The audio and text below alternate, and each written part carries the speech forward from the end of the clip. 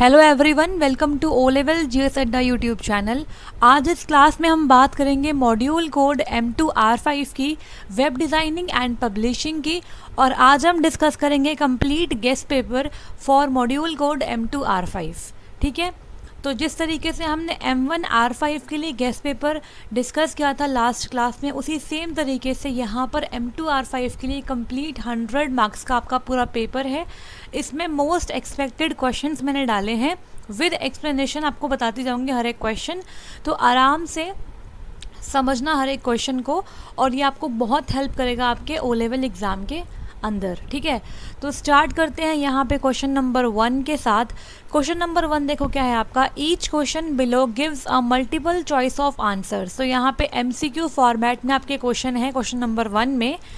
तो question number देखो 1 क्या है इसका, DNS ट्रांसलेट्स। DNS क्या होता है पहले आपको ये पता होना चाहिए यहाँ पे। ठीक है, DNS आपका होता है डोमेन नेम सिस्टम। इसकी फुल फॉर्म भी आ सकती है आपको, डोमेन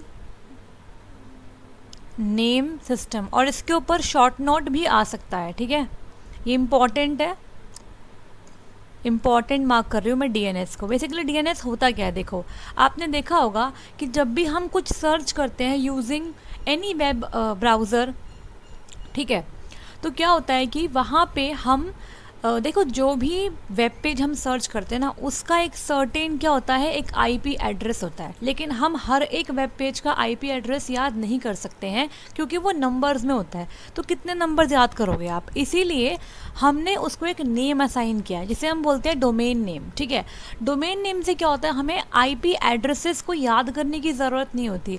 लेट सपोज आपको फेसबुक ओपन करनी है, याहू ओपन करना है, या माइक्रोसॉफ्ट की वेबसाइट ओपन करनी है, तो वहाँ पे आपको सिर्फ माइक्रोसॉफ्ट लिखने की ज़रूरत है, आपको उसका IP एड्रेस याद करने की ज़रूरत नहीं है।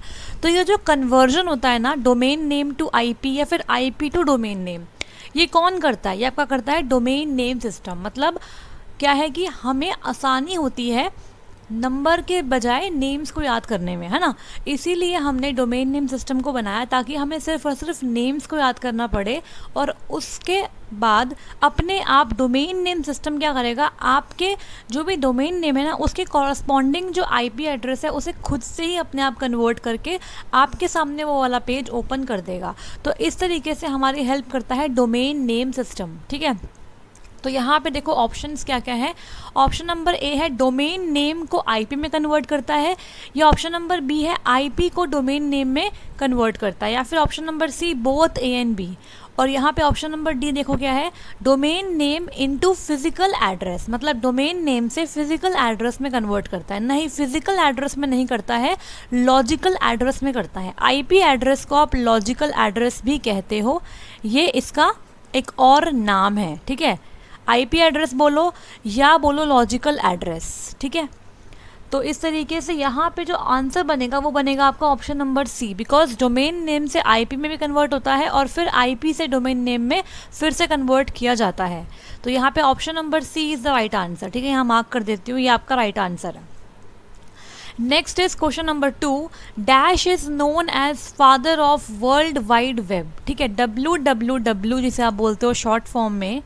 ठीक है, इसके फादर कौन है, किसने डेवलप किया था वर्ल्ड वाइड वेब। तो यहाँ पे ऑप्शंस है, इन ऑप्शंस में से बहुत ही आसान है राइट आंसर निकालना, और वो है आपकी option number D, Tim Berners Lee. अगर आपसे यहाँ पे पूछते हैं फादर ऑफ HTML, तो वो भी आपके कौन है, टिम बर्नर्स-ली हैं, और WWW को उन्होंने 1989 में डेवलप किया था। और अगर बात करूँ HTML की, ये क्वेश्चन भी आया हुआ है कि HTML को किसने डेवलप किया है, कौन इसके फादर हैं, तो वो भी टिम बर्नर्स-ली है इन द ईयर 1991।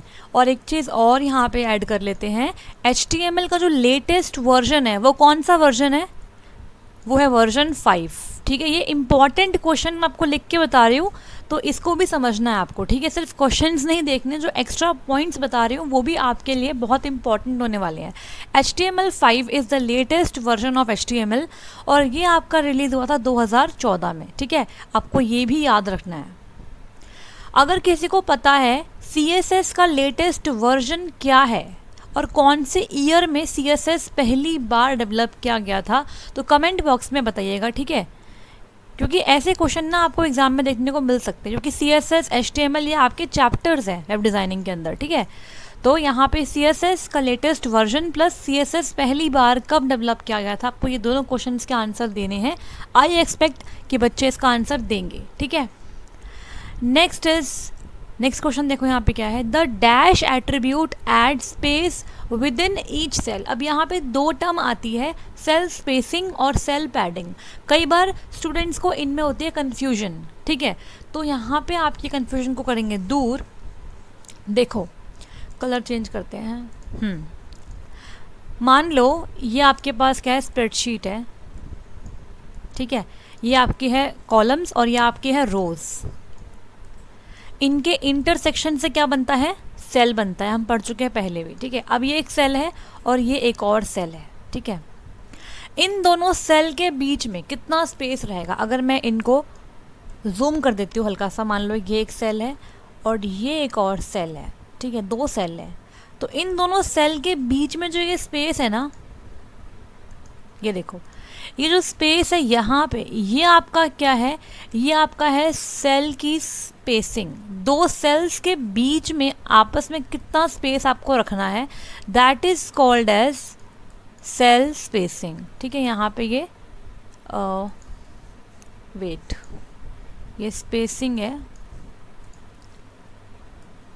और अगर बात करें यहाँ पे, ये आपका एक सेल है, ठीक है, इसके अंदर कंटेंट है मान लो 69, ठीक है।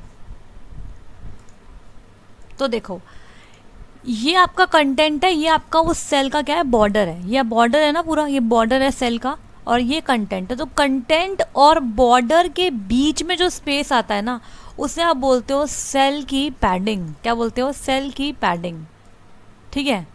जो सेल के अंदर कंटेंट आपने लिखा है, वो कंटेंट और उस सेल का जो बॉर्डर है उसके बीच का जो स्पेस है ना, उसे आप बोलोगे सेल पैडिंग।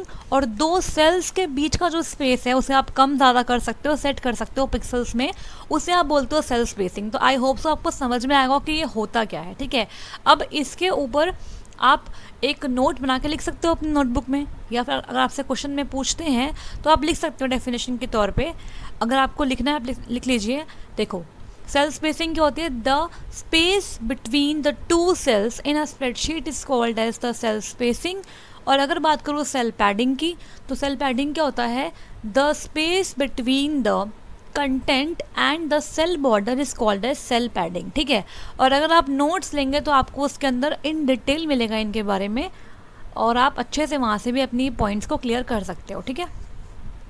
आगे बढ़ेंगे और यहाँ पे देखो इसका आंसर था आपका ऑप्शन नंबर बी की बात करेंगे। तो इसका ना कीवर्ड क्या होता है, देखो विद इन ईच सेल, मतलब एक सेल के अंदर ही आपकी पैडिंग करी जाती है।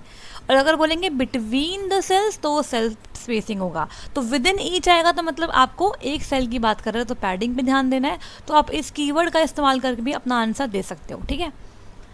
तो यहाँ पे इसका आंसर था ऑप्शन नंबर डी और यहाँ पे इसका आंसर है ऑप्शन नंबर बी, ठीक है। आगे बढ़ेंगे और यहाँ पे बात करेंगे क्वेश्चन नंबर नेक्स्ट की, how many heading tags are supported by HTML। HTML में कितने हेडिंग टैग्स होते हैं? बहुत ही आसान और बहुत ही, जिसे कहते हैं ना, इम्पॉर्टेंट क्वेश्चन है ये, ठीक है। पॉपुलर क्वेश्चन है, बहुत बार आया हुआ है। इसका आंसर ऑप्शन नंबर क्या होगा, डी होगा। 6 आपके टैग्स होते हैं हेडिंग के इन HTML, H1 से लेकर H6 तक होते हैं, ठीक है। H1 से लेकर H6 तक होते हैं। आपको ये बताना है कि इनमें से, इन दोनों में से स्मॉलेस्ट हेडिंग टैग कौन सा है और लार्जेस्ट हेडिंग टैग कौन सा है, ठीक है।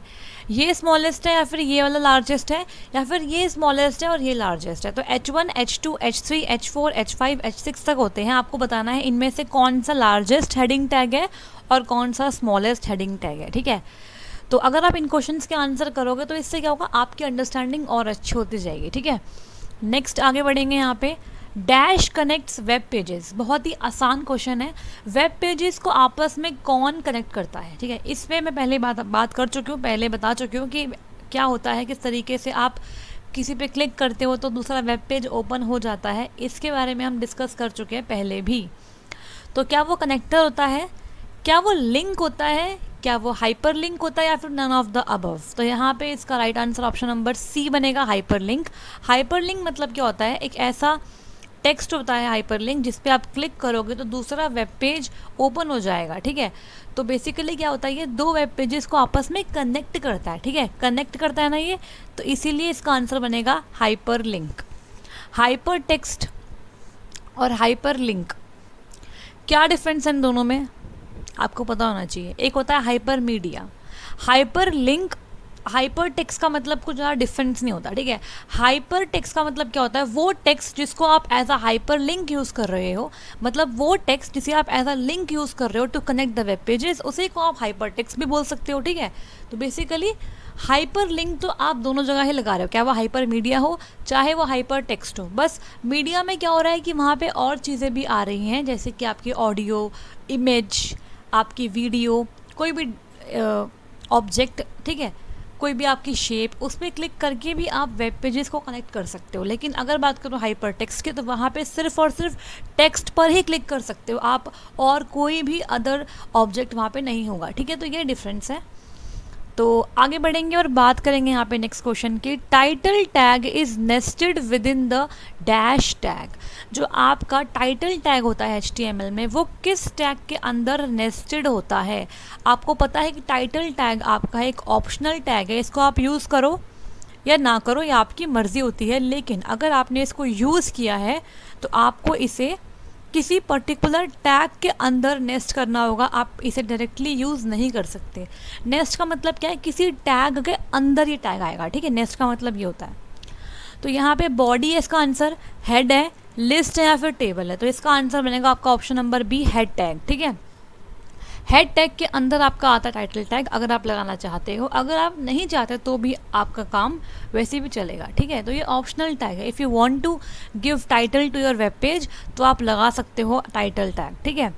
आगे बढ़ेंगे, यहाँ पे बात करेंगे क्वेश्चन नंबर नेक्स्ट की। Default font size of HTML is. HTML में बाय डिफ़ॉल्ट फॉन्ट साइज़ क्या रहता है? जो भी आपका फॉन्ट साइज़ आता है वेब पेज पे, अगर आपने कुछ भी सेट नहीं किया तो बाय डिफ़ॉल्ट क्या फॉन्ट साइज़ आएगा? तो वो आपका 2 आएगा, 4 आएगा, 6 आएगा या फिर 3 आएगा। तो यहाँ पे इसका answer option number D, 3 is the by default font size. और अगर आप खुद से चाहो तो इसको सेट कर सकते हो, ठीक है, इसकी वैल्यू आप खुद से सेट कर सकते हो। Next is, in order to upload HTML file to a web server you use. अगर आपको HTML फाइल को वेब सर्वर पर अपलोड करना है, ठीक है, अपलोड मतलब क्या होता है कि अपने सिस्टम से आपको सर्वर पे कोई फाइल पहुंचानी है, तो उसके लिए आपको क्या यूज़ करना है? HTTP, SMTP, SIP या फिर FTP, ठीक है। तो HTTP की फुल फॉर्म क्या होती है? Hypertext transfer protocol. SMTP simple mail transfer protocol. SIP कुछ होता नहीं है। FTP is file transfer protocol. तो यहाँ पे आपको पता है, बहुत सिंपल सा आंसर है इसका। अगर आपको फाइल को करना है अपलोड तो ऑब्वियसली फाइल ट्रांसफ़र प्रोटोकॉल की रिक्वायरमेंट रहेगी यहाँ पे FTP, ठीक है, इसका आंसर है FTP। Next is, head tag is used for. Head tag का इस्तेमाल किस लिए होता है? ऑप्शंस को देखो और इसका आंसर देना है आपको। राइटिंग स्टाइल के लिए होता है, राइटिंग जावास्क्रिप्ट के लिए होता है, इंक्लूडिंग CSS या फिर JS फाइल, या फिर सब के लिए होता है। तो ये भी आसान है, आपको पता है कि स्टाइल टैग का इस्तेमाल करके आप जावास्क्रिप्ट के कोड को एम्बेड करते हो HTML के अंदर, ठीक है। और CSS अगर आपने डालनी है तो उसको भी आप हेड टैग में डालोगे। अगर यहाँ बात करूँ एक्सटर्नल CSS की, अगर आपने कोई एक्सटर्नल फाइल बनाई है CSS की, उसमें कोडिंग करी है CSS के लिए, और उसको आप इंक्लूड करना चाहते हो, तो वो भी आप हेड टैग के अंदर करोगे। और स्टाइलिंग के लिए भी आप हेड टैग का इस्तेमाल करते हो। तो all of the above is the right answer. Option number D बिल्कुल करेक्ट हो जाएगा यहाँ पे, ठीक है। Next is, the internet uses the dash as the protocol engine. Internet किसे यूज़ करता है एज अ प्रोटोकॉल इंजन, ठीक है। तो ये तो बहुत ही आसान क्वेश्चन है। इसका आंसर बनेगा, देखो क्या होगा यहाँ पे, स्लिप होगा, HTTP होगा, TCP/IP होगा या फिर PPP होगा। तो यहाँ पे इस क्वेश्चन का आंसर TCP/IP होगा, transmission control protocol, internet protocol, ठीक है। तो यहाँ पे आपका बनेगा इंटरनेट यूज़ करता है टीसीपी आईपी को एज द प्रोटोकॉल इंजन। तो ये आपका इम्पॉर्टेंट क्वेश्चन है। नेक्स्ट यहाँ पे आपके क्वेश्चन नंबर 1 के सारे जितने भी क्वेश्चन से वो कंप्लीट हो गए हैं। अब बात करेंगे ट्रू फॉल्स के बारे में, ठीक है।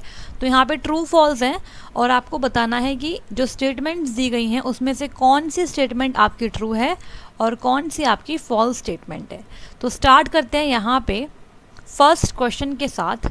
2.1 देखो क्या है, द इंटरनेट, एक minute, the internet was created by the US military research agency. क्या ये ट्रू स्टेटमेंट है या ये फॉल्स स्टेटमेंट है? सब लोग जानते हैं जिन्होंने भी हिस्ट्री पढ़ी है इंटरनेट की कि इंटरनेट पहली बार बनाया गया था यूएस की मिलिट्री एजेंसी के द्वारा, ठीक है। डिफेंस के लिए बेसिकली इसका इस्तेमाल किया गया था पहली बार, और इसको क्या नाम दिया गया था इसे हम डिस्कस करेंगे अभी आगे। कुछ क्वेश्चन आएंगे उसमें आपको बताऊंगी, ठीक है। तो इंटरनेट की शुरुआत हुई थी कहाँ से आपके, जब आपके डिफेंस ने, मिलिट्री ने बेसिकली यूज़ किया था पहली बार एक नेटवर्क, ताकि वो मिलिट्री को आपस में कनेक्ट कर सके, जो इन्फॉर्मेशन है उसे शेयर कर सके। वहीं से इंटरनेट की शुरुआत हुई थी, ठीक है।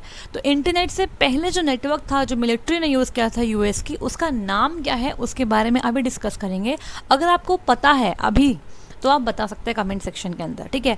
उसकी फुल फॉर्म भी बतानी है, नाम के साथ साथ फुल फॉर्म भी बतानी है, ठीक है। नेक्स्ट यहाँ पे क्वेश्चन नंबर 2.2 है, देखो क्या है। हाँ, a client server network is a network, a client server network is a network in which only one computer is a server and provides the services to the other computers which are called the clients।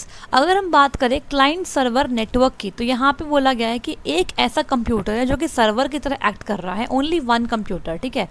और बाकी सारे जितने भी other computers हैं उन्हें हम client बोल रहे हैं, और सर्वर प्रोवाइड कर रहा है सर्विस को, किसे, क्लाइंट्स को। मतलब क्लाइंट कुछ रिक्वेस्ट कर रहे हैं और सर्वर क्या कर रहा है, उनकी रिक्वेस्ट को फुलफिल करने के लिए उनको सर्विस प्रोवाइड कर रहा है। तो ये ट्रू है या फिर ये फॉल्स है? तो ये बिल्कुल ट्रू स्टेटमेंट है, ऐसा ही होता है, ठीक है। आपके ऑलमोस्ट नेटवर्क्स जो है ना, जो बड़े बड़े नेटवर्क्स हैं वो इसी पे काम करते हैं, किस पे, क्लाइंट सर्वर प्रोटोकॉल को फॉलो करते हैं। लेकिन अगर छोटे छोटे नेटवर्क्स की बात करूँ विद इन अ कंपनी या विद इन अ बिल्डिंग, तो वहाँ पे यूज़ करते हैं पीयर टू पीयर नेटवर्क का, जो आपके 10 to 12 कंप्यूटर के बीच में बन सकता है। इससे ज़्यादा कंप्यूटर होंगे तो वो आपका नहीं बन पाएगा, बिकॉज वहाँ पे लिमिटेशन है कि वो 10 to 12 कंप्यूटर्स को ही आपस में कनेक्ट कर सकता है, वहाँ पे कम्युनिकेशन को प्रोवाइड करवा सकता है, ठीक है। नेक्स्ट बात करेंगे यहाँ पे 2.3 क्वेश्चन की। तो यहाँ पे दिया हुआ है एक्स्ट्रा नेट जो होता है आपका is a web with in a web. Extra net मतलब क्या होता है कि वेब के अंदर वेब। क्या ये सही बात है या फॉल्स है? ये बिल्कुल फॉल्स स्टेटमेंट है, ऐसा कुछ नहीं होता है। देखो, एक्स्ट्रा नेट क्या होता है, 3 टर्म होती है, internet, intranet and extra net, ठीक है। तो अगर बात करूँ इंटरनेट की, तो उसे हम बोलते हैं नेटवर्क ऑफ नेटवर्क्स, ठीक है। मतलब बहुत सारे नेटवर्क्स का एक नेटवर्क बनाते हैं, इंटरकनेक्शन बोल लो आप बहुत सारे नेटवर्क का, वो होता है इंटरनेट, ठीक है। एक होता है इंट्रानेट। अगर बात करें किसी कंपनी की, किसी ऑर्गेनाइजेशन की, अगर वो ऑर्गेनाइजेशन अपने सारे एम्प्लॉयज़ को आपस में जोड़ना चाहती है, ठीक है, लेकिन एक पर्सनल नेटवर्क से, ठीक है, जिसे कोई बाहर से इंट्रूडर एक्सेस ना कर पाए, तो उसके लिए वो क्रिएट करते हैं एक इंट्रानेट, ठीक है। विद इन ऑर्गेनाइजेशन जो नेटवर्क बनता है उसे बोलते हैं इंटरनेट, जिसमें सिर्फ और सिर्फ उस ऑर्गेनाइजेशन के एम्प्लॉयज़ बात कर सकते हैं। अगर बात करो इंटरनेट की, तो वहाँ पे तो कोई भी रैंडमली आपसे जुड़ सकता है, ठीक है, वहाँ पे प्राइवेसी का इशू रहता है, ठीक है। लेकिन कंपनी के अंदर क्या होता है, बहुत सारे प्रोजेक्ट्स होते हैं, बहुत सारे डील होते हैं, तो उसे कोई और ना यूज़ करे अपने बेनिफिट के लिए, इसके लिए वहाँ पे इंटरनेट के अलावा इंट्रानेट का इस्तेमाल किया जाता है। एक और टर्म होती है एक्स्ट्रानेट। इनके बीच में डिफरेंस कई बार पूछते हैं एग्जाम में, इंपॉर्टेंट है ये सब, ठीक है। तो एक्स्ट्रानेट मतलब क्या होता है, अगर मान लो एक कंपनी है, ठीक है, जो कि कोई सिंपल सा कोई प्रोडक्ट बनाती है, ठीक है, तो प्रोडक्ट बेस्ड कंपनी है, तो वो क्या चाहती है कि एक ऐसा नेटवर्क हो जिससे उसके एम्प्लॉयज़ जो काम करते हैं कंपनी के अंदर वो भी कनेक्टेड हो, और जो जहाँ से वो प्रोडक्ट का सामान मंगवाते हैं, लेट सपोज रॉ मटेरियल्स आता है, जो भी सप्लायर्स हैं वो भी जुड़े हैं उसी नेटवर्क से। तो मतलब वहाँ पर क्या है, प्राइवेसी तो है, मतलब इंटरनेट नहीं है ये, मतलब कोई और नहीं आ पाएगा, लेकिन अपनी कंपनी के अलावा कुछ अलग से सप्लायर्स हैं, कुछ स्पेशल कस्टमर्स हैं जिनको आप रिव्यूज़ के लिए रखते हो अपने प्रोडक्ट के, तो वहाँ पे कुछ एक्स्ट्रा लोग भी हैं जिनको आपने एक्सेस प्रोवाइड किया है, तो उसे हम बोलेंगे एक्स्ट्रानेट। ठीक है, तो आपकी कंपनी के बाहर से भी कुछ लोग उसे एक्सेस कर रहे हैं क्योंकि उनके पास क्या है, अथॉरिटी है, आपने उनको अथॉरिटी दी हुई है, तो इसीलिए इसको इंट्रानेट ना बोल के इसे बोलते हैं एक्स्ट्रानेट। तो आई होप सो आपको समझ में आया होगा इन तीनों में डिफरेंस क्या है, इंटरनेट, इंट्रानेट एंड एक्स्ट्रानेट। ठीक है, अब यहाँ पे आगे बढ़ेंगे और बात करेंगे यहाँ पे क्वेश्चन नंबर 2.4 की। तो यहाँ पे 2.4 देखो क्या है, e commerce is not about technology, it's about your business. तो क्या ये ट्रू बात है या फॉल्स है? ये बोल रहा है कि ई कॉमर्स कोई टेक्नोलॉजी नहीं होती है, ये बस आपके बिजनेस के लिए होती है, ये बिजनेस को ही रिप्रेजेंट करता है। तो ये ट्रू स्टेटमेंट है बिल्कुल, ई कॉमर्स कोई टेक्निक नहीं है। ई कॉमर्स हम किसे बोलते हैं, जब आप बिजनेस करते हो, बेसिकली ई मतलब होता है इलेक्ट्रॉनिक। ठीक है, जैसे कि आपका अमेजन है, फ्लिपकार्ट है, तो आप ऑनलाइन क्या कर रहे हो, सेल परचेज कर रहे हो। जो आपका सप्लायर है जहाँ से आप प्रोडक्ट ले रहे हो, वो अमेजन को मान लो अपना प्रोडक्ट देता है, ठीक है, कि आप इसे सेल करो और जो भी मार्जिन होता है वो वहाँ से उनको मिल जाता है। ठीक है, और आप कस्टमर हो, कस्टमर के तौर पे आप उसे क्या कर रहे हो, परचेज कर रहे हो। तो यहाँ पे क्या हो रहा है, आप ई कॉमर्स को यूज़ कर रहे हो बेसिकली। ठीक है, आप अपना बिजनेस बना रहे हो, आप अगर कस्टमर हो तो आपको उसकी ज़रूरत है उस सामान की, और जो उसे बेच रहा है वो अपना बिजनेस कर रहा है। तो ये कोई टेक्नोलॉजी नहीं है, ये सिर्फ एक तरीका है बिजनेस करने का, इलेक्ट्रॉनिकली मतलब ऑनलाइन करना है। ठीक है, कोई ऐसी शॉप नहीं बनी हुई है, कोई दुकान नहीं है, आप फिज़िकली वहाँ जा नहीं रहे हो, आप बस ऑनलाइन ऑर्डर कर रहे हो, आपके पास जो प्रोडक्ट है वो आ जा रहा है आपके घर में। ठीक है, तो इसे बोलते हैं बिज़नेस करने का एक तरीका, ई कॉमर्स। नेक्स्ट आगे बढ़ेंगे, बात करेंगे यहाँ पे 2.5 क्वेश्चन की, और यहाँ पे बोला गया है टेबल्स कैन बी नेस्टेड। ठीक है, table inside of another table, एक टेबल के अंदर एक और टेबल आ सकती है क्या? तो बिल्कुल आ सकती है, ट्रू स्टेटमेंट है ये। ठीक है, एक टेबल है मान लो, उस टेबल के अंदर आप एक और टेबल बीच में इंसर्ट कर सकते हो उसी के अंदर, तो ये ट्रू स्टेटमेंट है, बिल्कुल सही बात है ये। Next is question number 2.6, you can not designate an inline image as a hyperlink. क्या आप किसी इनलाइन इमेज को एक हाइपरलिंक की तरह यूज़ नहीं कर सकते हो? यहाँ पे कैन नॉट लिखा हुआ है, तो कैन नॉट लिखा है तो मतलब ये क्या है, फॉल्स है, ऐसा बिल्कुल नहीं है। हम किसी भी इमेज को एज अ हाइपरलिंक यूज़ कर सकते हैं, मतलब उस पर क्लिक करके आप किसी और वेब पेज पर जा सकते हो, बिल्कुल जा सकते हो। Next is the ID selector uses the ID attribute of HTML element to select a multiple element। ये गलत बात है, मल्टीपल एलिमेंट नहीं होगा, यहाँ पे होगा स्पेसिफिक एलिमेंट। क्या होगा, स्पेसिफिक एलिमेंट। आईडी का मतलब क्या होता है, अगर मान लो अगर मैं आपसे बोलती हूँ कि अपना आधार कार्ड दिखाइए, तो आपके आधार कार्ड का जो नंबर होगा ना, वो इस पूरे इंडिया में किसी के पास भी नहीं होगा, क्योंकि वो एक यूनिक है, वो आपको दर्शा रहा है, आपकी जो आइडेंटिटी उसे बता रहा है। तो कभी भी आईडी ना यूनिक ही होगी, कभी डुप्लीकेट नहीं हो सकती। तो आप एक आईडी से मल्टीपल एलिमेंट को तो फाइंड कर ही नहीं सकते, सिलेक्ट कर ही नहीं सकते। तो यहाँ पे गलत बात है। अगर यहाँ लिखा होता कि ID attribute of a HTML element to select a specific element, तो ये बिल्कुल ठीक होता, लेकिन यहाँ पे मल्टीपल लिखा हुआ है तो ये क्या है, फॉल्स हो गया। ठीक है, मल्टीपल नहीं कर सकते हो, एक आईडी से आप एक ही एलिमेंट को निकाल सकते हो, सिलेक्ट कर सकते हो। नेक्स्ट इज क्वेश्चन नंबर 2.8, अगर किसी ने लाइक नहीं किया है अभी तक तो लाइक कर दीजिएगा, और अगर क्लास अच्छी लग रही है, क्वेश्चन पसंद आ रहे हैं तो शेयर भी कर दीजिएगा। ठीक है, next is a CSS comment is placed inside the style element and starts with slash star and and with star slash. जो CSS के अंदर कमेंट होते हैं वो आप कहाँ प्लेस करते हो, स्टाइल एलिमेंट के अंदर, और वो स्टार्ट होते हैं इस तरीके से। ये ट्रू है या फिर ये फॉल्स है? बिल्कुल ट्रू बात है। और अगर मैं बात करूँ किसकी, HTML की, तो HTML में कुछ इस तरीके से आप कमेंट लिखते हो। आपने यहाँ पे लिखा, देखो इस तरीके से लिखते हो आप कमेंट, माई कमेंट मैं लिख देती हूँ यहाँ पे, मतलब यहाँ पे कोई कमेंट लिख दिया आपने। ठीक है, यहाँ पे कमेंट लिख दिया और इस तरीके से आप उसे ऐसे बंद करते हो। तो ये जो तरीका है ये HTML में है, ये HTML का तरीका है, और ये जो आपको गिवन है ये आपका CSS का तरीका है। CSS stands for cascading style sheets. Next is JavaScript identifiers are case insensitive. ये ट्रू या फिर फॉल्स है? ये बिल्कुल फॉल्स स्टेटमेंट है, फॉल्स क्यों है? क्योंकि केस इनसेंसिटिव नहीं होते, वो केस सेंसिटिव होते हैं। ये अगर नहीं होता तो ट्रू होता, ठीक है। मतलब अगर मैंने वेर कीवर्ड का इस्तेमाल करके, आप जानते हैं ये बात, जिन्होंने नोट्स लिए हैं, ठीक है, वो जानते हैं, और जिन्होंने मेरे ऑनलाइन क्लासेस देखी है, देखो इस सब्जेक्ट की ना बिल्कुल सारी क्लास अवेलेबल है यूट्यूब पे, प्लेलिस्ट में जाओ, M2R5 की सारे चैप्टर्स कंप्लीटेड है, ठीक है, इन डिटेल में आपको सब मिल जाएगा। तो वहाँ पे मैंने बताया भी था कि वेर कीवर्ड का इस्तेमाल करते हैं हम वेरिएबल्स बनाने के लिए इन जावास्क्रिप्ट। तो वेर मान लो मैं यहाँ लिखती हूँ सैलरी, एक वेरिएबल मैंने ये बनाया है, और एक वेरिएबल मेरा है सैलरी। एक में एस बड़ा है, एक में एस छोटा है, इनके बीच में कॉमा है, यहाँ पे सेमीकोलन, ठीक है। तो ये दोनों वेरिएबल्स अलग अलग वेरिएबल माने जाएंगे, बिकॉज जावास्क्रिप्ट में आइडेंटिफायर्स के सेंसिटिव होते हैं, ठीक है। तो यहाँ पे इनसेंसिटिव लिखा हुआ है, वो ये गलत है, तो ये फॉल्स स्टेटमेंट हो गया। नेक्स्ट क्वेश्चन आपका है 10th question, in HTML JavaScript programs are executed by the web browser. बिल्कुल ठीक बात है, ट्रू स्टेटमेंट है। वेब ब्राउज़र की हेल्प से ही आप जावास्क्रिप्ट को एग्जीक्यूट कर पाते हो। इवन HTML को एग्जीक्यूट करने के लिए भी आपको वेब ब्राउज़र की रिक्वायरमेंट रहती है, ठीक है। आप सब लोग जानते हो कि हमें दो चीज़ों की रिक्वायरमेंट रहती है, एक होता है एडिटर जहाँ पे आप टाइप करते हो अपना जो भी आपका कोड है, और एक होता है आपका वेब ब्राउज़र जहाँ पे आप व्यू करते हो जो आपने कोड किया है कि वो ठीक है या फिर वो कैसा दिख रहा है, ठीक है। तो यहाँ पर हमने 20 क्वेश्चंस कवर कर लिए हैं, MCQ और आपके ट्रू फॉल्स। आगे बढ़ेंगे, just a minute.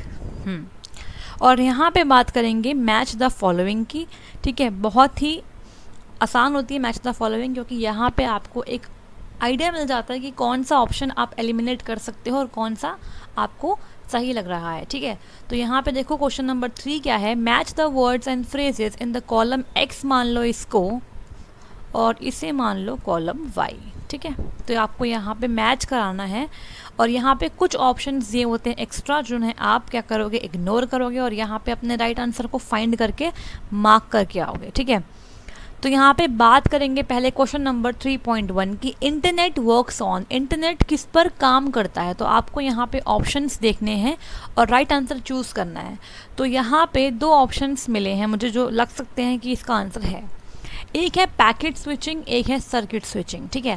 Packet switching और सर्किट स्विचिंग क्या होती है, ये एक टाइप ऑफ स्विचिंग टेक्निक्स हैं, ठीक है। जिस तरीके से आपको, मान लो आपको अलग अलग इन्फॉर्मेशन को ट्रांसफ़र करना है, ठीक है। इन्फॉर्मेशन को ट्रांसफ़र करना है एक नोड से अलग नोड पे, तो उसके लिए आप स्विचिंग का इस्तेमाल करते हो। अब स्विचिंग के भी 3 टाइप्स होते हैं, packet switching, circuit switching and your message switching. तो पैकेट स्विचिंग में क्या होता है कि आप उस इन्फॉर्मेशन को अलग अलग पैकेट्स में तोड़कर अलग अलग रूट से लेके जाते हो डेस्टिनेशन की तरफ। लेकिन सर्किट स्विचिंग में क्या होता है कि आप पहले जो आपका सेंडर है, जो रिसीवर है, वो एक डेडिकेटेड पाथ बना लेते हैं और वो उसको ही फॉलो करते हैं, और कंप्लीट इन्फॉर्मेशन जाती है, पैकेट्स में डिवाइड नहीं होती है, ठीक है।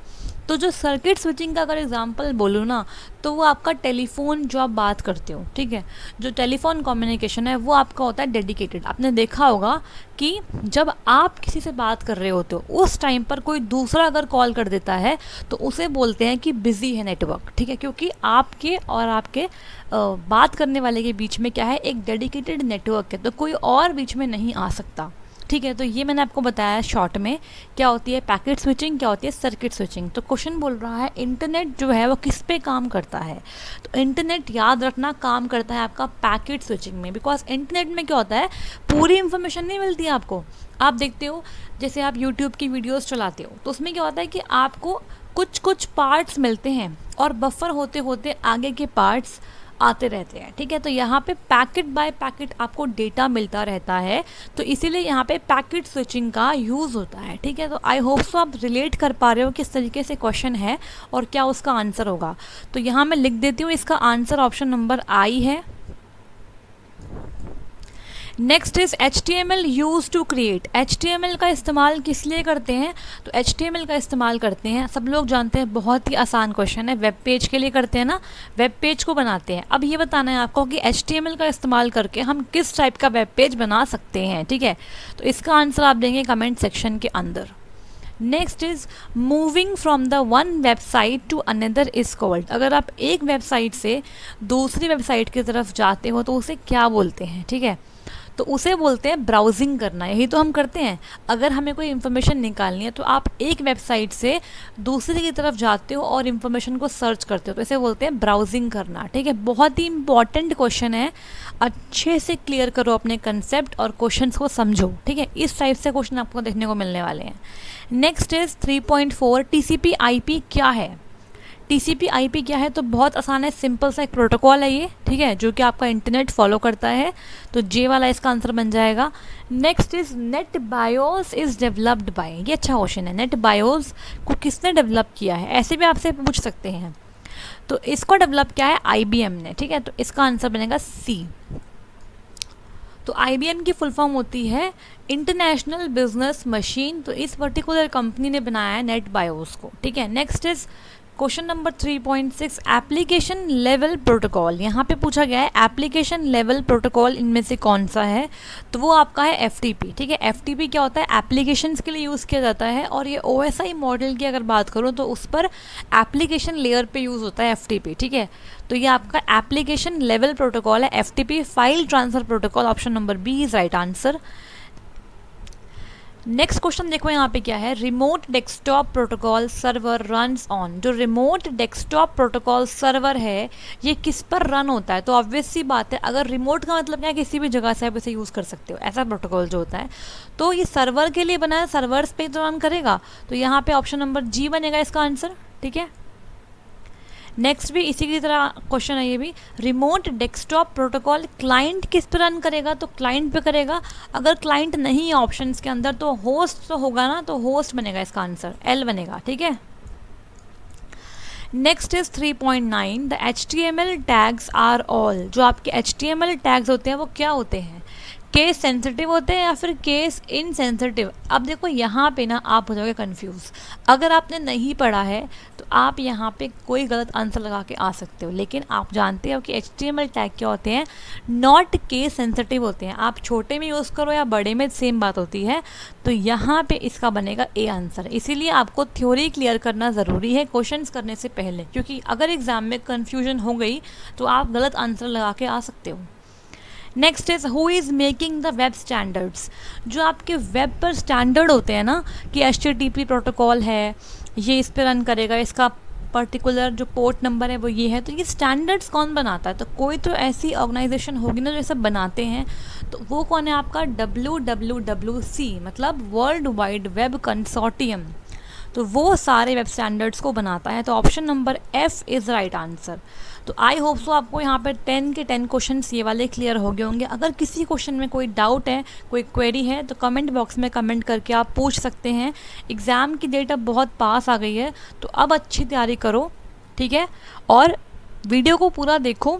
कोई डाउट है तो बताइएगा, और कल वाली क्लास की PDF आज आ जाएगी, टेलीग्राम चैनल पे ज्वाइन कर लेना, वहाँ मिल जाएगी आपको, ठीक है, और ये वाली कल मिल जाएगी। तो अब आगे बढ़ेंगे और बात करेंगे यहाँ पे fill in the blanks. Question number 4 की बात करेंगे।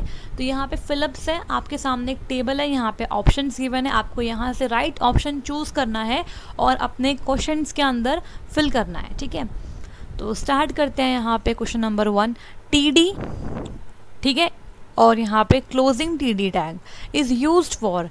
किस लिए यूज़ करते हैं TD टैग को, तो टी से ही क्लियर होगा कि ये टेबल के लिए है, ठीक है ना, टेबल के लिए है। पर टेबल में क्या, टेबल में हेडिंग के लिए, टेबल में रो के लिए, किसके लिए, तो यहाँ पे TD मतलब होता है टेबल रिकॉर्ड बोलो या फिर टेबल डेटा बोलो, एक ही बात है। तो यहाँ पे इसका आंसर बनेगा ऑप्शन नंबर डी, ठीक है। तो टेबल के अंदर डेटा या फिर रिकॉर्ड डालने के लिए हम यूज़ करते हैं TD का। तो इसको ऐसे करते हैं, जैसे मान लो ये आपका है टेबल, हमने यहाँ पे शुरू किया टेबल टैग, ठीक है, कैपिटल हो या फिर स्मॉल हो एक ही बात है, टेबल टैग है, और यहाँ पे मैं पहली रो बना रही हूँ TR, इसके बाद हम लिखते हैं TD, और यहाँ पे हम डालते हैं क्या, सेक्शन डाल देते हैं, सेक्शंस कौन कौन से होंगे हमारी क्लास में, और फिर TD को बंद कर देते हैं, ठीक है। तो ये मेरी पहली रो का पहला कॉलम बनेगा। उसके बाद फिर मैं डालती हूँ TD में नेक्स्ट क्लास, क्लास कौन सी होगी मेरी, ठीक है, इस तरीके से हम लिखते जाएंगे, टेबल बन जाएगा। तो अगर मैं एक मिनट अगर बात करूँ इस इतने से टेबल की, तो देखो इस तरीके से बनेगा। अभी तक मैंने यहाँ पे टी आर को बंद भी करना पड़ेगा, पहले बंद कर लेते हैं, और यहाँ पे फाइनली आपको टेबल को भी बंद करना पड़ेगा। मान लो हमने सिर्फ इतना ही बनाया अभी तक, तो इसके बेस पर क्या आंसर आएगा आपको, देखो आपके पास टेबल है और सिर्फ एक ही रो है, तो ये एक ही रो आ जाएगी, और यहाँ पे 2 कॉलम है, एक तो सेक्शन बनाया है आपने, यहाँ पे सेक्शन बनाया है, तो ये डेटा आ गया ना सेक्शन, देखो डेटा है एक तरीके से टेबल का, और ये क्लास, ठीक है। तो आपकी एक रो है और 2 आपके कॉलम बन गए हैं। अब आगे अगर मैं डालती जाऊंगी इसके अंदर टी आर करके, तो वो नीचे ऐड होता जाएगा और आपका पूरा टेबल इस तरीके से बनता जाएगा, ठीक है। आप चाहो तो एक और कॉलम भी यहाँ बना सकते हो, इस तरीके से आप डालते जाओ, टेबल बनता जाएगा, ठीक है। तो टीडी का मतलब क्या होता है कि आप टेबल में जो रिकॉर्ड है उसको डलवा रहे हैं, तो इसको करते हैं रब,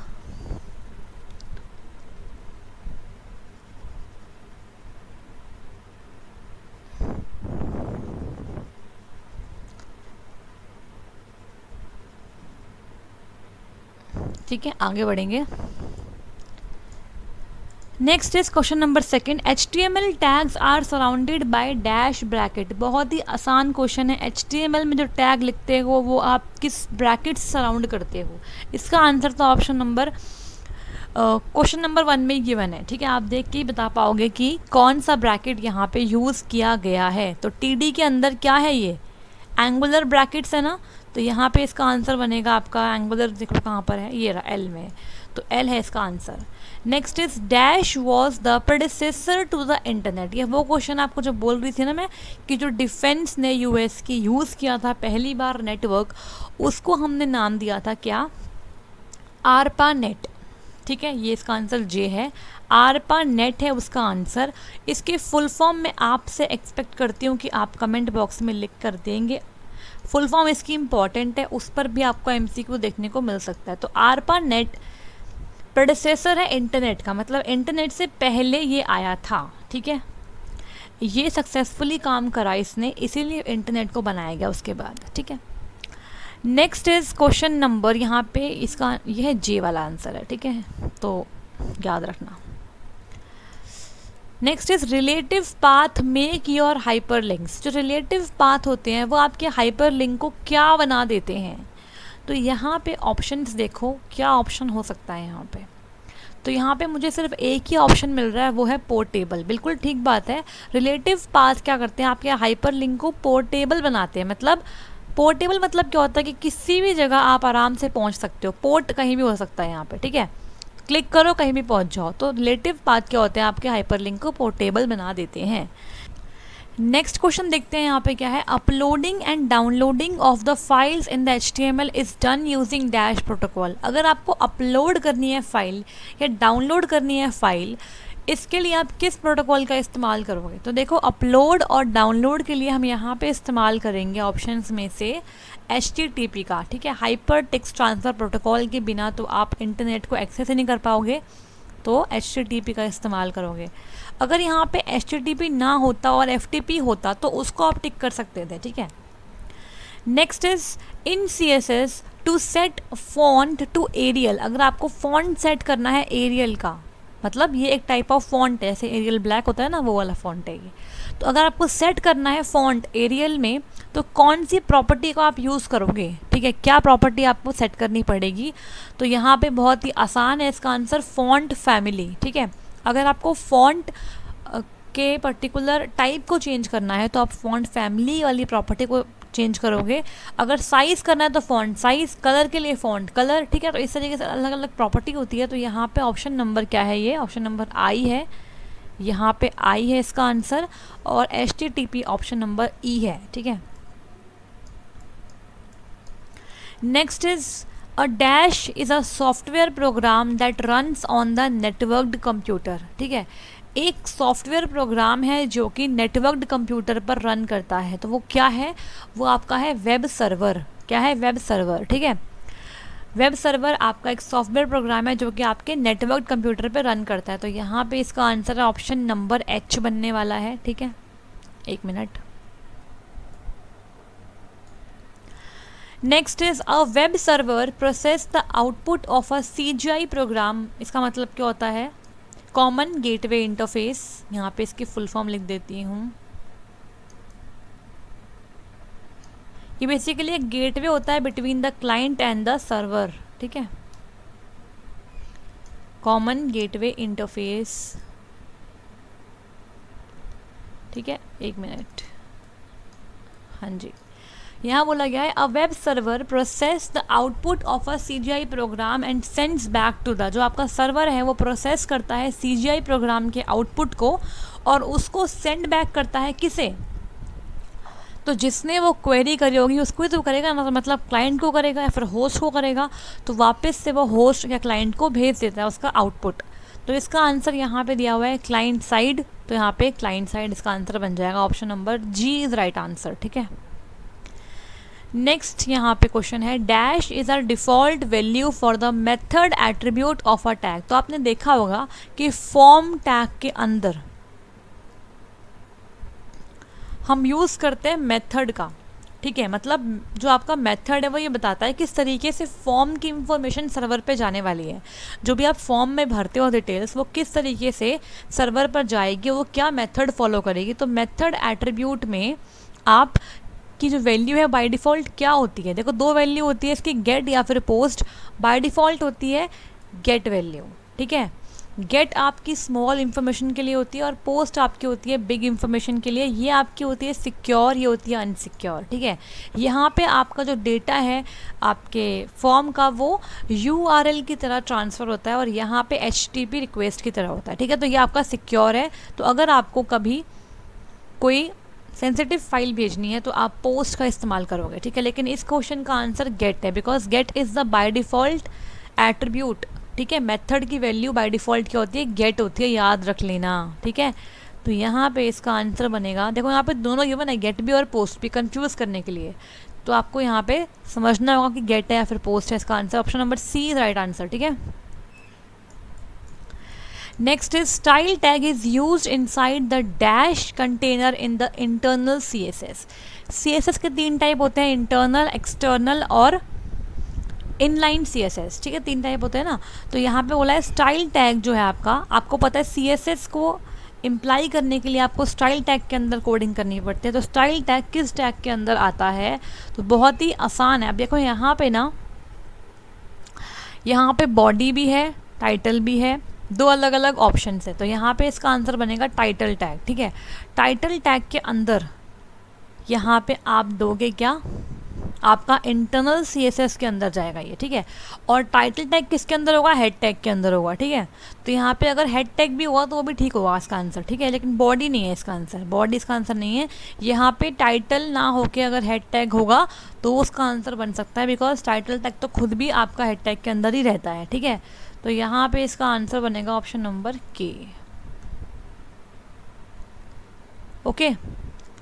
अब यहाँ पे हम बात करेंगे पार्ट 2 की। तो यहाँ पे आपको कोई 4 क्वेश्चंस करने होते हैं, ठीक है। 15 मार्क्स का आपका एक क्वेश्चन बनता है, 5 क्वेश्चन दिए होते हैं, 4 आपको करने होते हैं और आपको 60 मार्क्स का आपका पार्ट 2 है। यहाँ पे आपको मार्क्स गेन करने पड़ेंगे कम से कम। देखो आपको यहाँ पे मिनिमम 20 to 25 मार्क्स तो लाने ही हैं। अगर आप ऑब्जेक्टिव पार्ट में अच्छे हो, अगर आपके 30 करीब नंबर आते हैं 40 में से वहाँ पे, तो आपको यहाँ पे 25 मिनिमम नंबर लाने हैं। मैक्सिमम कितने भी ला सकते हो आप, लेकिन मिनिमम 25 तो लेके ही आना, तभी आपका मॉड्यूल क्लियर होगा। बिकॉज ओवरऑल आपको 100 में से 50 मार्क्स चाहिए किसी भी मॉड्यूल को क्लियर करने के लिए, ठीक है।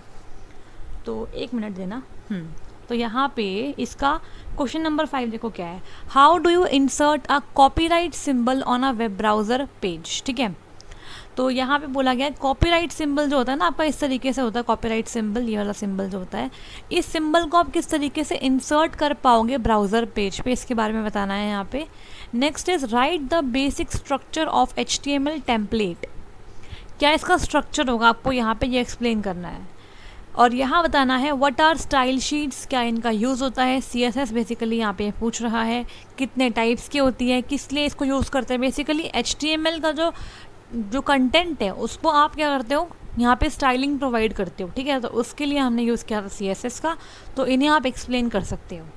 नेक्स्ट क्वेश्चन 6 देखो क्या है यहाँ पे, what are B R tag in the HTML। तो बी आर टैग होता है आपका ब्रेक लाइन टैग, ठीक है, ब्रेक लाइन। इसमें इसका मतलब क्या होता है, आप एक बात याद रखना, जब भी आप इनमें से कोई भी क्वेश्चन करोगे तो आपको यहाँ पे एग्जाम्पल ज़रूर देना है। अगर आप एग्जाम्पल नहीं दोगे आपके थ्योरी में नंबर कटेंगे ही कटेंगे, ठीक है।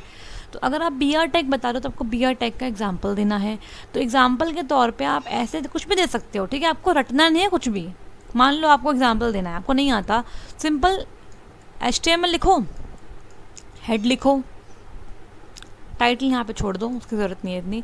उसके बाद यहाँ पे आप मान लो पी टैग यूज़ कर रहे हो, पैराग्राफ टैग, ठीक है, इसको ऐसे बनाओ, ठीक है, ये आपका लोअर केस में है। पी टैग में आपने यहाँ पे कुछ भी लिख दिया, ठीक है, और उसको बंद कर दिया। फिर यहाँ पे मैंने क्या किया, मैंने फिर से एक और पी टैग लगाया, फिर मैंने यहाँ पे कुछ लिख दिया, बहुत बड़ा कुछ लिख दिया, ठीक है, फिर मैंने यहाँ पे पी टैग को बंद करा। अब इसके बाद मान लो मैं यहाँ पे लगा रही हूँ B R tag. B R tag क्या होता है, आपका ब्रेक लाइन, और ये आपका सेल्फ क्लोजिंग टैग होता है, तो आपको इसको ऐसे बंद भी कर सकते हो आप, ठीक है। इसके बाद मैंने यहाँ पे इस हेड को बंद कर दिया। उसके बाद सॉरी, यहाँ मैंने एक चीज़ ओपन नहीं करी, वो आपकी बॉडी है, बॉडी के अंदर ये सब चीज़ें आएगी, ठीक है, बॉडी आएगी ऊपर। और इससे पहले यहाँ पे हेड टैग के अंदर आप कुछ लिख सकते हो, आपकी मर्ज़ी है। हेड टैग को यहाँ बंद करेंगे, ठीक है, थोड़ी सी मिस्टेक हो गई यहाँ पे, यहाँ बॉडी को बंद करेंगे, ठीक है, यहाँ पे बॉडी को बंद करना है इस तरीके से। और इसके बाद आपका क्या रहेगा, HTML, ठीक है, HTML को इसके बाद बन गया आपका एग्जाम्पल। तो इस तरीके से एग्जाम्पल देना सिंपल सा। तो यहाँ पे बी आर टैग का आपने एग्जाम्पल दे दिया, आप चाहो तो इसका आउटपुट दिखा देना स्क्रीन पे, ऐसे कोने में बना देना बॉक्स में, और जो आपने यहाँ लिखा है वहाँ लिख देना। आपको ये दिखाना है कि बी आर लगाते ही जो आपका जो कर्सर यहाँ था ना वो डायरेक्टली अब यहाँ दिखने लग जाएगा, इस तरीके से यहाँ पे जो कंटेंट है वो आ जाएगा, तो आपका ब्रेक लाइन हो गया, ठीक है। तो ये आपको दिखाना है एग्जाम्पल में, ठीक है। तो इस तरीके से बनेगा एग्जाम्पल। तो एग्जाम्पल से क्या होता है, जो एग्जामिनर से पता होता है कि आपको चीज़ें क्लियर हैं, ठीक है, आपको नंबर यहाँ पे अच्छे मिलने के चांस बन जाते हैं, ठीक है। तो इसका याद रखना, ऐसे करना है। तो यहाँ पे पूछा गया था बी आर टैग, ठीक है, तो ये आपका एम्प्टी टैग होता है, ये याद रखना, ठीक है। ब्रेक लाइन मतलब क्या होता है कि आप यहाँ पे लाइन को ब्रेक करेंगे, यहाँ पे आपको एक न्यू लाइन मिल जाएगी, और जो आपका नेक्स्ट कंटेंट है वो न्यू लाइन से आएगा, ठीक है। Next is how to create a hyperlink in HTML। तो इसको आप बता सकते हो हाइपरलिंक कैसे बनता है। आप चाहो तो टेक्स्ट पे लगा दो, या आप चाहो तो किसी मीडिया पे लगा दो। हाइपरलिंक का मतलब क्या होता है, कैसे यहाँ पे वेब पेज कनेक्ट होते हैं, तो आप ये सब एक्सप्लेन कर सकते हो। Next is what is the difference between div tag and the span tag, ठीक है। दो टैग होते हैं, डिव और स्पैन, HTML के अंदर। इसको मैंने पढ़ाया भी हुआ है अपने वीडियोज़ में, आप यहाँ से देख सकते हो। दोनों का काम ऑलमोस्ट सिमिलर है, बस कुछ डिफरेंस होता है वो आपको यहाँ पे समझाने हैं, ठीक है। दोनों में ही क्या बनते हैं, पार्टीशंस बन जाते हैं वेब पेज के अंदर, लेकिन क्या फ़र्क है इन दोनों में ये आपको समझने पर ही पता लगेगा, ठीक है। तो आप वीडियोस देख लेना और आपको समझ में आ जाएगा। नेक्स्ट इज़ क्वेश्चन नंबर 7, देखो क्या है, what is the key difference between HTML elements and HTML tags. देखो HTML एलिमेंट तो सब कुछ ही है, एट्रीब्यूट भी एक HTML एलिमेंट है, ठीक है, सब कुछ HTML एलिमेंट होता है, लेकिन HTML टैग्स कौन से होते हैं, जो आपके इस एंगुलर ब्रैकेट में लिखे जाते हैं वो आपके HTML टैग है। उसके अलावा सब कुछ HTML एलिमेंट्स होता है। इसके बारे में मैंने पूरा पढ़ाया है, डिफरेंस भी पढ़ाया है, यूट्यूब पे ही आप देख लेना, मिल जाएंगे आपको वीडियोस, ठीक है। तो यहाँ पे आप अच्छे से डिफरेंस लिख सकते हो कि एलिमेंट में क्या होता है, टैग में क्या होता है। टैग्स में आपके पास क्या होता है, जो क्लोजिंग होगा वो आपका, जो आपका ओपनिंग होगा सॉरी, वो आपका क्लोजिंग भी होगा, ठीक है। पर एलिमेंट में ऐसा कुछ नहीं होता, ठीक है। तो एलिमेंट से ही बना है आपका टैग, बेसिकली एलिमेंट ही होता है टैग भी एक टाइप का, ठीक है। तो आप यहाँ पे एक्सप्लेन कर सकते हो। Next is what is JavaScript. तो जावास्क्रिप्ट आपकी होती है क्लाइंट साइड स्क्रिप्टिंग लैंग्वेज होती है, ठीक है। थोड़ा सा मैं यहाँ पे बता देती हूँ इसके बारे में, मैंने ये भी पढ़ाया हुआ है यूट्यूब पे। क्लाइंट साइड स्क्रिप्टिंग लैंग्वेज होती है ये। इससे क्या करते हैं बेसिकली हम, देखो जो हमारे वेब पेज है ना वो HTML से क्रिएट होते हैं, लेकिन उसमें इंटरेक्टिविटी नहीं होती है, बिकॉज स्टैटिक वेब पेज होता है ना। अगर आपको कंटेंट को डायनेमिकली दिखाना है वेब पेज पे, तो उसके लिए यहाँ पे क्लाइंट साइड स्क्रिप्टिंग लैंग्वेज है, ठीक है। तो उसके लिए आप इस्तेमाल करते हो किसका, जावास्क्रिप्ट का। आप यहाँ पे इवेंट्स लगा सकते हो, मेथड्स होते हैं यहाँ पे अलग अलग, ठीक है। तो बेसिकली इंटरेक्टिविटी प्रोवाइड करती है। जैसे आपने देखा होगा, आप खोलते हो वेबसाइट्स तो आपको दिखता है कि जो कंटेंट है वो हर बार नया आता है, एड्स वगैरह आने लगती है उसके अंदर, ठीक है। पॉपअप्स आते हैं, तो उसमें क्या होता है, इंटरेक्टिविटी बढ़ जाती है। तो वो किससे होता है, आपका जावास्क्रिप्ट से ही होता है, ठीक है। और ये आपका चैप्टर भी है और आपको मिल जाएगा in the playlist. Next is what is the difference between a block level element and the inline element. सब कुछ मैंने पढ़ाया हुआ है। इनलाइन एलिमेंट क्या होता है, जो आपके एक लाइन पे लगते हैं, ठीक है।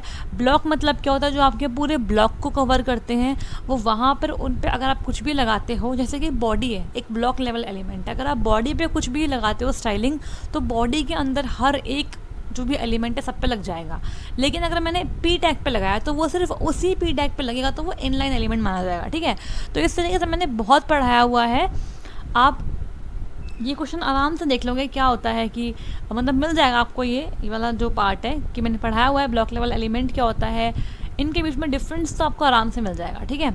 तो आप जाओ प्लेलिस्ट में, जिनको नहीं आता है वो पहले पढ़ लो और उसके बाद क्वेश्चंस करो, क्योंकि आपको थ्योरी में देखो मिनिमम 25 नंबर लाने ही लाने हैं, वरना आपका एग्ज़ाम क्लियर मुश्किल हो जाएगा होना। क्योंकि अगर आप ऑब्जेक्टिव सोच रहे हो कि आपके 40 नंबर पूरे आ जाएंगे, तो ये मुश्किल है, क्योंकि कुछ नंबर तो कटते ही कटते हैं, ठीक है।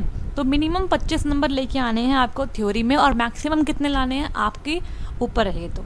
और आपको ऑब्जेक्टिव पार्ट में मिनिमम आपको मार्क्स रखने हैं 30 to 35 तक, ठीक है। मिनिमम 30 से कम तो सोचो मत कि आपके नंबर लाने हैं, क्योंकि अगर आपके ऑब्जेक्टिव में नंबर कम हो गए तो आपको थ्योरी में ज़्यादा काम करना पड़ेगा, तो देखो बर्डन आपके ऊपर ही बढ़ेगा। तो बेटर यह है कि थ्योरी में आप लिया हो 25 नंबर मिनिमम तक, और आपको ऑब्जेक्टिव पार्ट में मिनिमम नंबर मेरे ख्याल से 30 लेके आना चाहिए। 30 to 35 अगर आपके नंबर आ रहे हैं और आपकी थ्योरी ठीक ठाक है तो हो जाएगा क्लियर, ठीक है। नेक्स्ट इज यहाँ पे है 8th question, how many types of headings does N HTML contain. ये हम अभी पढ़ के आए हैं ऊपर, ठीक है। हेडिंग में क्या होती है, H1, H2, H3, H4, H5 और H6। इन्हें आप अच्छे से एक्सप्लेन कर सकते हो और मैंने ये अच्छे से पढ़ाया भी हुआ है, आप इसे देख सकते हो। Next is what is the use of the comments, मैंने पढ़ाए हुए हैं कमेंट्स, ठीक है। ये तो मैंने आई थिंक इन्हीं जो अब क्लासेस चल रही हैं आपकी रेगुलर, इसी क्लास में मैंने पढ़ाया है कमेंट्स के बारे में। कमेंट्स क्या करते हैं, कमेंट्स को वेब ब्राउज़र रीड करता है या नहीं करता है, कितने टाइप के कमेंट्स होते हैं, ठीक है। 3 टाइप के होते हैं ना, कि 2 टाइप के होते हैं, बताइएगा।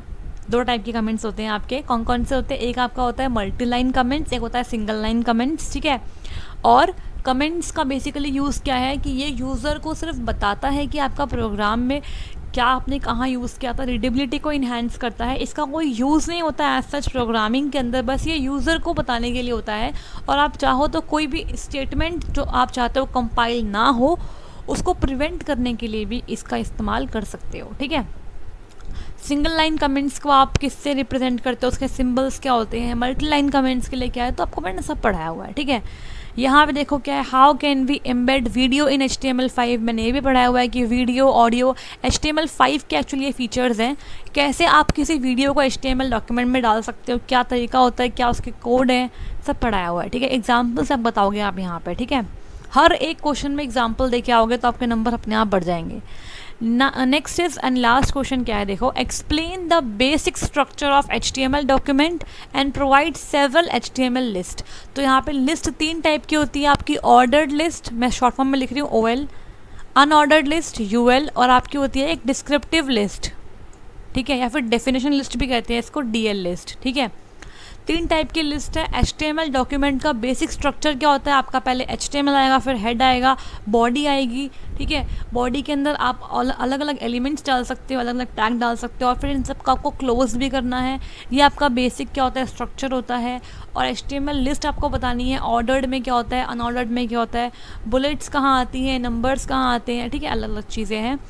फिर नेक्स्ट क्वेश्चन है आपका, right the short note on HTML versus JavaScript, ये एक क्वेश्चन है आपका। और जावा वर्सेस जावास्क्रिप्ट, ये दूसरा क्वेश्चन है, ठीक है। तो देखो, जावास्क्रिप्ट तो आपकी क्लाइंट साइड स्क्रिप्टिंग लैंग्वेज है, लेकिन जो जावा है ना, ये आपकी प्रोग्रामिंग लैंग्वेज है, ठीक है। जावा क्या है, आपकी प्रोग्रामिंग लैंग्वेज है, और जावा और जावास्क्रिप्ट में बहुत डिफरेंस है, इनमें कोई भी सिमिलैरिटी आपको देखने को नहीं मिलने वाली है, ठीक है। जावा का इस्तेमाल करके आप क्या करते हो, प्रोग्रामिंग करते हो। आपने देखा होगा तो आपको एंड्रॉइड फ़ोन होता है ना, उनमें भी जावा की कोडिंग करी जाती है, ये आपकी प्रोग्रामिंग लैंग्वेज है, ठीक है। और जावास्क्रिप्ट क्या होती है, बेसिकली क्लाइंट साइड स्क्रिप्टिंग, जो आपके वेब पेज में इंटरेक्टिविटी प्रोवाइड करती है। तो आपको इसमें शॉर्ट नोट बताना है, इन दोनों को एक बार कंपेयर करना है और एक बार इन दोनों को कंपेयर करके बताना है, ठीक है, किस तरीके से होगा ये। लास्ट क्वेश्चन देखो क्या है, what is the importance of network security, network पर सिक्योरिटी की क्या ज़रूरत होती है, एक्सप्लेन करो different type of network attacks, what is copyright and it's issues. देखो आप सब लोग जानते हो जो भी आप नेटवर्क यूज़ करते हो उसमें कहीं ना कहीं इंट्रूडर रहता ही है, ठीक है, थर्ड पर्सन कहीं ना कहीं होता ही है, जिसे आप हैकर कह सकते हो, जो कि आपके साथ जुड़ा होता है आपके नेटवर्क में, और वो आपको नुकसान पहुंचाने के लिए कुछ ना कुछ एक्टिविटीज़ कर रहा होता है। तो उससे ही बचने के लिए हम यूज़ करते हैं क्या, नेटवर्क सिक्योरिटी का। अब नेटवर्क अटैक्स बहुत टाइप के होते हैं, जैसे कि आपका होता है एक DOS attack, denial of service attack, ठीक है, एक होता है ईव्स ड्रॉपिंग अटैक। मतलब अगर मान लो आप ट्रांजेक्शन कर रहे हो बैंक की, तो आप अपना जो डिटेल्स है वगैरह डाल रहे हो कि आपकी CVV नंबर क्या है बैंक में, मतलब जो भी आप डालते हो डिटेल्स, कार्ड नंबर, ये सब डाल रहे हो, और कोई एक तीसरा पर्सन है जो आपके उस डिटेल्स को रीड कर रहा है, और वो ट्रांजैक्शन करते वक्त आपका अमाउंट बदल के ज़्यादा अमाउंट डालकर अपने अकाउंट में वो पैसा डाल ले, तो वो होती है ईव्स ड्रॉपिंग। मतलब आप तो अपने बैंक से बात कर रहे थे, बीच में कोई तीसरा आ गया, आपका कंटेंट पढ़ लिया और उसने उसको मिसयूज़ कर लिया, ठीक है। और DOS मतलब क्या होता है, डिनाइल ऑफ सर्विस, कि आप किसी वेबसाइट को, किसी पेज को एक्सेस करना चाहते हो, बट किसी हैकर ने इतनी ज़्यादा रिक्वेस्ट डाल दी है उस पेज के ऊपर, मतलब एक होता है ना फेक, आपने डमी रिक्वेस्ट इतनी सारी डाल दी कि उसका सर्वर इतना हाई हो गया है कि जो अच्छा बंदा है, जो मतलब ठीक इंसान है, जो एक्चुअली मतलब जो ऑथेंटिक यूज़र है, जो चाहता है अपना कंटेंट लेना, उसको वो मिल ही नहीं रहा है, ठीक है, क्योंकि इतनी साइट हैवी आ रही है ना, तो उसे बोलते हैं डिनाइल ऑफ सर्विस। जो सर्विस आप चाहते हो उसका डिनाइल हो गया, बिकॉज उस पर इतना ट्रैफिक बन गया है कि वो आपकी रिक्वेस्ट को एक्सेस नहीं कर पा रहा है, ठीक है। और कॉपीराइट क्या होता है, उसके इश्यूज़ क्या होते हैं। कॉपीराइट का मतलब क्या होता है, जैसे मान लो कि मेरा कोई कंटेंट है, ये मेरी कंटेंट है, मैं इस पर कॉपीराइट लगाती हूँ कि ये O लेवल GS अड्डा का कंटेंट है, ठीक है, ये O लेवल GS अड्डा का कंटेंट है, ठीक है। आपने देखा होगा कि कई बार क्या होता है कि मैं वाटर मार्क लगा के आती हूँ। वाटर मार्क मतलब क्या होता है, जो आपका हल्का सा मतलब लाइट कलर में आपका स्लांट में लगता है, कई बार ऐसा लगाते हैं ना हम, ऐसे लिखते हैं O लेवल GS अड्डा, ताकि जो आपका डॉक्यूमेंट है उसकी ऑथेंटिसिटी पता लगे, किसका डॉक्यूमेंट है, किसका हक है उसके ऊपर बेसिकली, ठीक है। तो कॉपीराइट मतलब ये होता है कि आपका कॉपीराइट है, अब आपका कंटेंट कोई और यूज़ करता है तो आप उस पर क्लेम कर सकते हो, ठीक है। और किन किन इश्यूज से बचने के लिए आप कॉपीराइट लगाते हो, तो ये क्वेश्चन तो ऐसा क्वेश्चन है जिसमें ना आप खुद से भी बना के लिख सकते हो बहुत सब चीज़ें, ठीक है। तो ऐसे क्वेश्चन भी आते हैं कई बार जिसमें आपको अपनी नॉलेज का इस्तेमाल करके भी आंसर लिखने को मौका मिल जाता है। हर बार हर कॉपी में से क्वेश्चन नहीं बनते हैं, कि बुक से क्वेश्चन नहीं बनते हैं हर बार, कई क्वेश्चन आपके नॉलेज पे भी होते हैं कि आप कितना अवेयर हो, आपको IT कितनी नॉलेज है, ठीक है, साइबर अटैक्स क्या होते हैं, और जो आपके आप गवर्नेंस यूज़ करते हो इसके बारे में आपको क्या अवेयरनेस है, ये सब चीज़ें आपसे पूछ लेते हैं, ठीक है। तो ये था आज मेरी तरफ से आप सबके लिए, इतना ही था, ठीक है, आज के क्लास में। और अगर आपको ये कंटेंट पसंद आ रहा है, मेहनत अच्छी लग रही है, तो प्लीज़ लाइक कर दीजिएगा, क्योंकि बहुत मेहनत लगती है एक क्लास प्रिपेयर करने में, तो आपको लाइक करना है, ठीक है जी, ताकि मुझे मोटिवेशन मिलता रहे।